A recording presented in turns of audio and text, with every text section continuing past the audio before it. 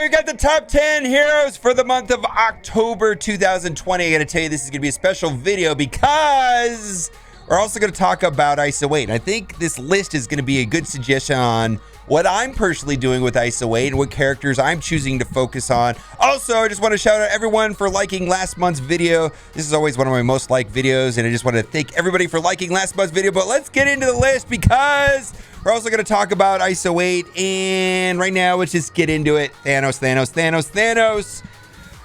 A lot of people are deciding what characters to take to 3 and what characters to take to 5. ISO-8 has been out for a very short amount of time. We've got that event running right now, so we're getting an abundance, almost 200 pieces a day. And throughout the course of the event, we can take 5 different characters, 1 in each class, up to level 5, or you could do 9 in each class, a total 45 characters to level 3. And for me right now, Thanos is easily on the top 10 of the list. I use him pretty much everywhere, all the time. I just love this guy, and plus, as a raider and at level 5, let's do it. He's gonna be the Ebony Maw and Thanos. Ebony Maw's on the list. Ebony Maw and Thanos are the ones that I'm absolutely sold on and taking to 5 first. And there's some other choices too, but I still think Black Order's gonna be on top. They've been insanely good for the last months, many months. I think they'll continue to be very good, and I like that I can use Thanos in, his fully empowered mode and a full team of Black Order, but as a battery, with non-empowered, just paired up with Ebony Maw in raids, I'm getting tons of use out. I use him in U7 and in my arena every day, so this is a no-brainer for me, and I'm using Raider class, and I just want to say I'm having fun switching classes. I'm sure that I'll have different classes on these characters next week. I keep switching it up and finding which ones I like. Raider seems to work the best for me right now. For Thanos, I'm loving it. Let's go to the next on the list. The next on the list is Black Bolt, and I'm going to take it. I'm excited about Black Bolt, but we have to talk about Black Bolt just being brute force and how useful he is in almost every game mode. He's kind of slowish, which is kind of interesting to say that Black Bolt is slow. And I'm actually kind of like in PvP, or at least in balanced PvP, he's kind of slow. But in regular PvP, like classic PvP, I'm finding he's just a beast.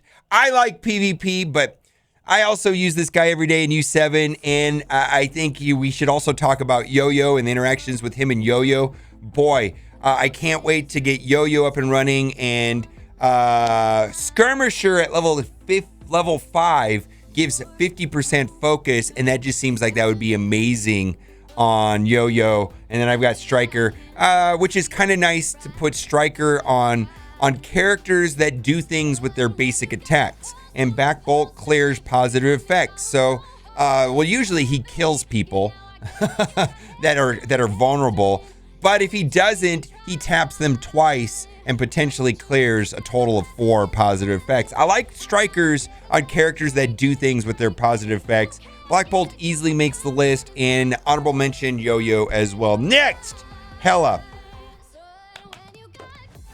Hela has to make my top 10 list because of her overall importance in the game. First of all, Hela is an amazing character herself, and Asgardians are an amazing team on Defense of War, although Symbiotes are going to destroy them. They used to be a soft counter, now they're a hard counter with Scream. I've recorded it. But the reason why I want to say Hela is probably one of the most important characters of this game, hands down, because she's required to unlock Phoenix, right? She's a villain mystic controller. You need Hela to unlock Phoenix. You need Hela to unlock Black Bolt. You need Black Bolt to unlock Ebony Maw. Hela is associated with getting 3 other top 10 characters: Ebony Maw, Black Bolt, and Phoenix. So this should be a priority in acquiring Hela. I don't normally recommend buying those horrifically priced $30 offers for 50 character shards, but I understand it when people tell me, yeah, I bought Hela. She's a choke point for so many good things, and she's so good herself because of Greg. Raider class, it seems like I like putting Raider on characters that do AoE to get the vulnerable up. That might be changed, but right now on characters that have that hit a lot of multiple targets, it seems like Raider is an efficient way of doing that. Easily makes the list. if nothing else, just for Greg. And she's a necessity almost, in my opinion. At least one of the top 6 characters to start off with for Dark Dimension 3. Gotta do it. She's great. Anyways, Symbiote Spider-Man. Symbiotes. Right now, the 4 of them are amazing, and we're just waiting to get Anti-Venom. Are they going to run over the arena is really everybody's question. Are they going to be defense on war? That is the question. Actually, I could see if somebody put symbiotes on defense and war, I could see maybe Brotherhood 2.0 being able to get through symbiotes, but we're going to see. We don't know how good the symbiotes. But anyways, on this list today, I did put Symbiote Spider-Man and Carnage on this because it just seems like a no-brainer. I didn't have enough room to put Scream and Venom on there, but because they're all quite good. And Anti-Venom looks like this is going to push this team into another tier of awesomeness. And we're all waiting to see what that's going to look like, but there's not even a question of doubt. Symbiote Spider-Man is on this list. Also on Wednesday, he's going into the Milestone Orbs. We're going to see what that looks like. And my understanding is that's going to be the last version of Milestone Orbs as we know it. So no more hoarding of Milestone Orbs after that orb gets updated, which is supposed to happen on Wednesday, the first Wednesday of this month. Let's keep going on this list. Yeah, I like Raider on him because of he hits multiple targets, applying vulnerable. Seems like a good thing. Emma Frost. Woo! Okay. She might be higher than a top 5 character. I know in PvP, I like picking her first. She's the best. Boy. Wow. I can't explain how much Emma Frost changed the game and how good she is. And I think there's 2 logical choices on her for ISO-8 Matrix. I think some people do healer. I've used healer, but I've been using striker lately. And the reason why is I like that second attack. There's been multiple times in 7.5 where Drax will get vulnerable. And then so she does her ability, which is like her middle ability, and she goes into the ice form and she puts out the slows and she clears all the positive negative effects on her team.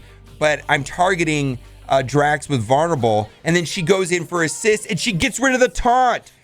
So I think this striker class is really important where characters do something special on their basic attack, and she does that. She clears positive effects. So there's a lot of characters that I like striker on. Black Bolt, Ultron, Scream, Venom, so on. Like I said, ISO-8's new. We're figuring it out. But right now, I really like Striker on certain characters that do really interesting things on their basic attack. She is just over the top good. She's a one-woman army inside of Defense on War. I got multiple defense wins 2 wars ago because she could stand there by herself and take on these 300k teams because she's healing.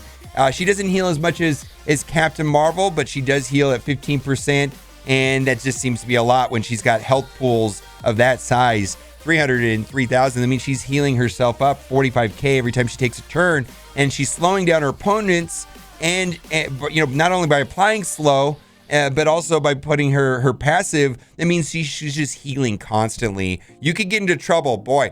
Don't underestimate the power of a solo Emma on Defense and War. You're gonna have to take a big team in to clear her out. You're gonna have to stun lock her or heal block her or something. Anyways, next, Mr. Sinister. Now, I debated putting him on the list, and you can see that I have not gone all out with the ISO-8 on him. Like I barely got level 1 Striker, and the reason why I did Striker on him is because of this really cool interactions with Sabretooth having the skirmisher and all the assists and things like that. It seems like you're getting a lot of double taps when you're hitting into the vulnerable. I think healer is also a logical choice, but right now I've been testing out Striker and toggling between healer and Striker. I've been liking Striker a little bit better because of all the assists. But his clone does get the boosts. Like you see the boosts over here right above me. The clone does get the boost, but the clone does not get the Striker. So that's the same thing is true with Phoenix. She gets the boosts from the class and the boosts from the ISO-8, but not the class bonuses. So by being a Striker, whatever, it does not help his clones. My enthusiasm for Mr. Sinister is dropping off a little bit. I felt like he needed to be on this list just because of how powerful the clone mechanic is and how good the Marauder team is right now on defense and war. But let's move on. He might be coming off the list at some point, hopefully not too soon, but I could see him falling off the list relatively early. We're Symbiotes on fire right now. Somebody said, well, everything on your list is going down. Well, Symbiotes are going up. Believe me, Symbiotes are on the up right now. Phoenix, same story here. Like, there's no way that I can't not put her on this list, right? Like, she has to be on the list. She's clearly a top 10 character. She's legendary. She's a 6-star unlock.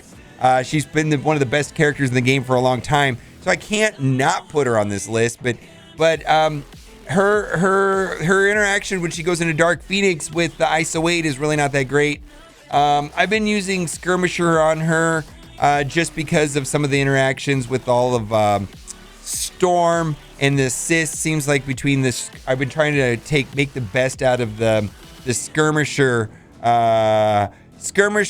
Striker interactions with Storm. But other than that, I don't even know what to do with ISO-8 on her. And you can tell by my level of enthusiasm for characters in ISO-8 by how much I just got a 1 on her, where the other ones I have 3. So clearly she has to be on this list. But what we're going to do with her in ISO-8 is to be determined. Stay tuned. Next on the list, Ebony Maw. Yeah! So Thanos and Ebony Maw, along with probably Symbiotes, are going to be my first choices for going to 5 on ISO-8. He's the best. Yeah, Ebony Maw probably is the most useful character in the entire game right now, in my opinion. In all game modes. War. Arena. U7. Dark Dimension 3. PvP. He's the best. Like, seriously. He's the best. And Skirmisher at 5, he'll get a 50% focus bonus, which is huge. It's a big deal, boy. I can't wait to get Skirmisher all wrapped up on Ebony Maw and characters like Yo-Yo. I think it's going to be bonkers. Plus, he's also has a way of, I'm using him in mirror matches all the time, and the Skirmisher actually clearing away the positive effects off of Call while he's doing his special and his ultimate. His ISO-8 class bonus is still applying vulnerable and stripping off positive effects when they have vulnerable already on them. I'm a fan. He's the best. So he's going to be one of the first ones that I take up to 5 without a doubt, along with Thanos. Carnage has to make the list. Now, I'm probably going to focus on Black Order and see where my Black Order settles out of my arena. But if everybody in my arena goes crazy with Black Order and ISO-8 and I can't keep up, then I'm going to have to continue putting in resources into other characters like Call, Proxima, and Corvus. But I don't want to. What I really want to do is put all of my ISO-8 into all of my Symbiotes. All of them. And on the list for today, I just put Carnage and Symbiote Spider-Man. Scream would be on here too, because they're all going to be on there. And we don't really know how good they're going to be until Antivenom. Antivenom is supposedly coming at the end of the month on a seasonal milestone is our prediction. We're expecting that to be like the Ghost Rider event last year, which ran for Halloween, is kind of what we're expecting for Antivenom. Anyways, Skirmisher on Carnage seems like the way to go. Again, I think he'd be quite amazing at level 5 ISO-8 with that focus bonus. 50% focus seems pretty good. Let's go to Ultron. Okay. Ultron needs to make the list no matter what, and I like Striker on him. And again, Striker, because of the basic attack, he steals positive effects. These characters that have really cool basic attacks really get the benefit from the Striker. I really like that. What can I say? Ultron's Ultron. He's still the best. And you know what? He still doesn't have red stars. What is Ultron going to look like when he does have red stars? He's still a one-man army once he gets the bots going. Yes, Black Bolt is a counter to him. But, when you've got a full team like Black Order doesn't have Black Bolt. And because they don't have Black Bolt, because they're a full team of Black Order, Ultron is there. And I've seen so many team combinations taking in with Ultron going up against Marauders, Black Order. Oh my God, Ultron is just, again, easily makes the list. And then lastly, that wraps up the list. Electro and Carnage are not on my list. Because they're not. Ultron is the last one on the list. Let me know what you think in the comment section. Are you enjoying ISO-8 as much as I am? And I really like the flexibility of it. And by no means, my suggestions here today are maybe be the best for you as far as what class. I like being able to switch them around. And next month, I might have different ISO-8 classes on them. But for now, they seem to work. Okay, so well, now it's time for the giveaway. I really hope you liked this video today, because if you did, you are in luck. For every single person who likes this video, you will be getting for free an 8-star Mobile B. This is not a scam. Yeah. Whales and peasants. I guess it's all the rave right now on the TikTokers doing their tick smacks, tic tacs. Thanks, TikTok, for allowing for introducing my 13-year-old to WAP. Anyways, let me know what you think in the comment section. And as always, thanks for watching and keep on gaming.